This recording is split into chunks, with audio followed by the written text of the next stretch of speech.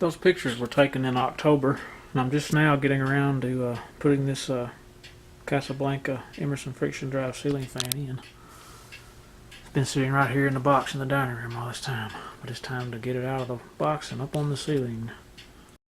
One last look at the Crompton greaves that I'll be taking down. And I never actually use this one. This is my kind of like my spare room where I have all my memorabilia and stuff like that. But I'm gonna give it one more run here before I take it down. One last run here.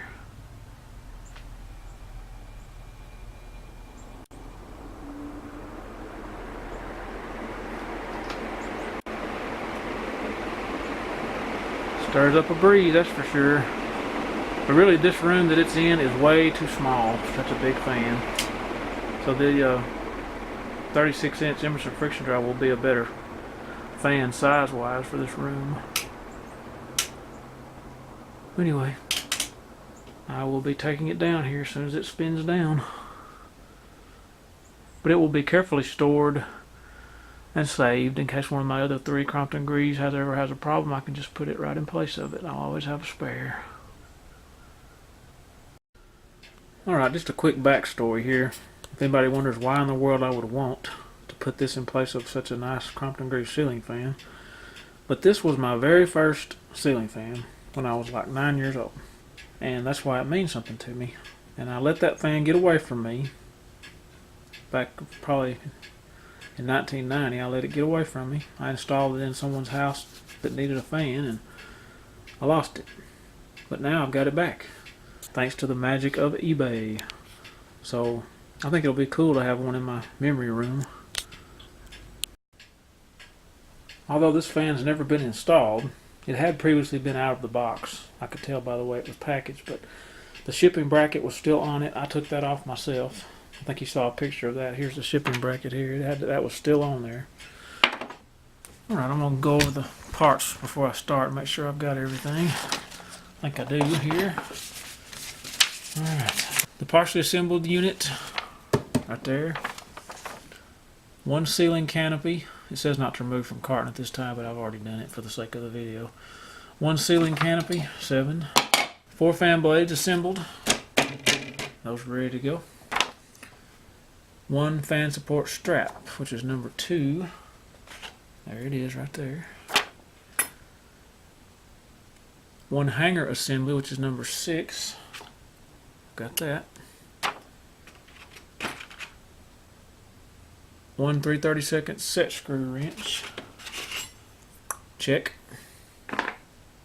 One rubber isolation mount, which is number 1. There it is right there. 2 6/32 by 1.25" screws, that's number 8. Here they are. Right here. 8 10/32 by 5/8 oval head screws, number 29 on the diagram. That's ones that holds the blades on. And there's I'm not gonna pick all those up, but there's 8 of them in the egg carton there. One speed control adjustment tool. It even had that in there. One speed control wall mounting strap. That's if you want to mount the speed control in the wall, which I kind of did, but as I go further along, I'll tell you why I might not be able to do that. But that's here if I want to do it. Here it is right here. I can do it, but I'll tell you why I may not. But one touch-up paint kit.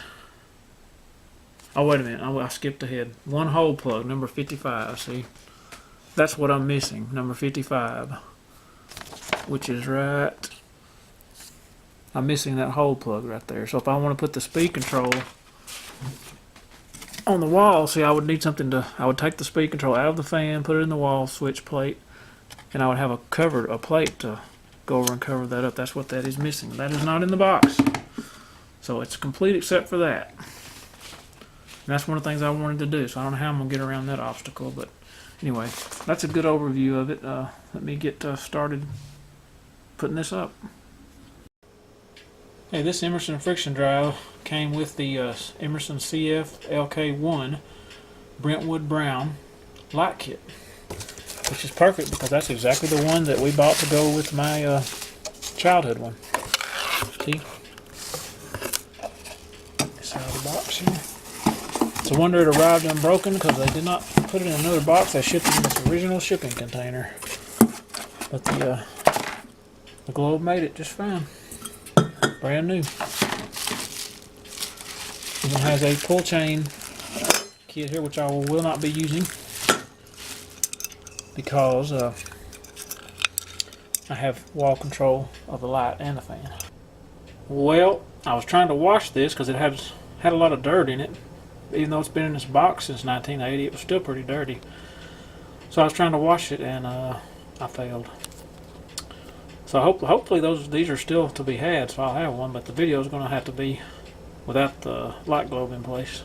I'm in the process of taking down the Crompton Greaves to put up the Emerson friction drive, and I've got it down to 2 blades. I thought I just might turn it on and see how it ran with 2 blades.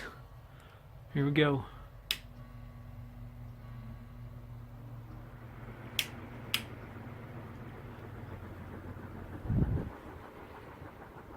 I really can't tell any difference in how much air it moves. It sounds different. Still moves a lot of air. Oh well, just had to do that.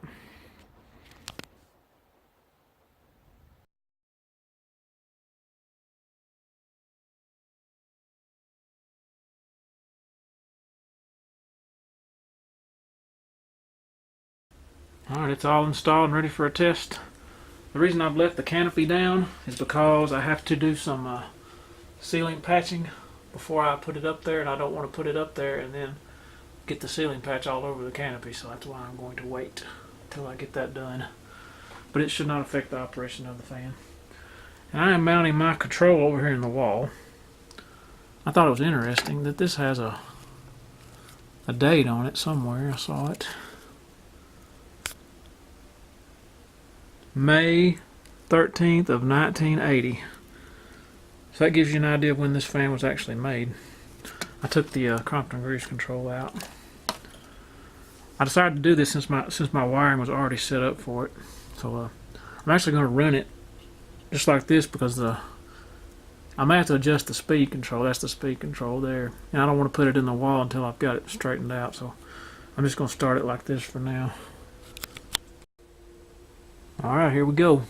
First time power has ever been applied to the fan motor on this vintage fan. Let's see what happens.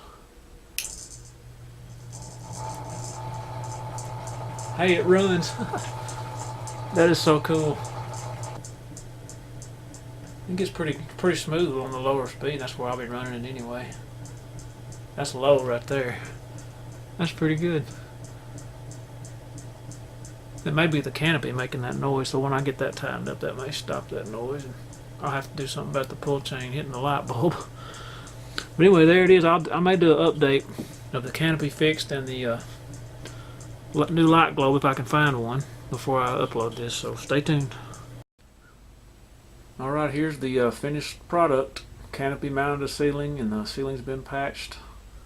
And I found a new globe for it at the local lighting store. Believe it or not, they still had it. Probably been laying there that long, but anyway, they had one. I was glad of that. Okay, I'll give it one more run here. Runs good.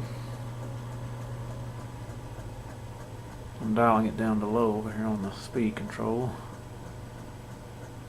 It's got a little bumping to it when it first starts, but after it runs for a little while, that goes away. So I don't know if there's like a flat spot in the rubber track or what, because you know it's sat in the box for 40 years. So I think that may be what that is, but it works itself out after a while, and it just starts running real smooth, but it has to stay on for a few minutes.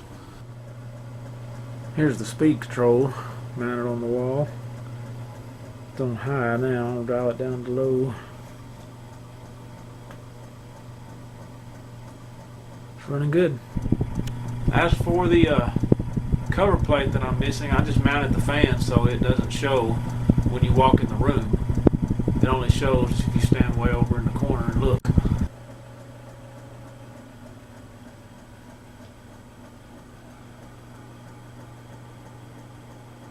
perfect finishing touch for my, calling it the nostalgia room. It's got all the cool stuff in it. One day I might show the rest of it, but today it's just about the fan. Anyway, thanks for watching. Hope you enjoyed.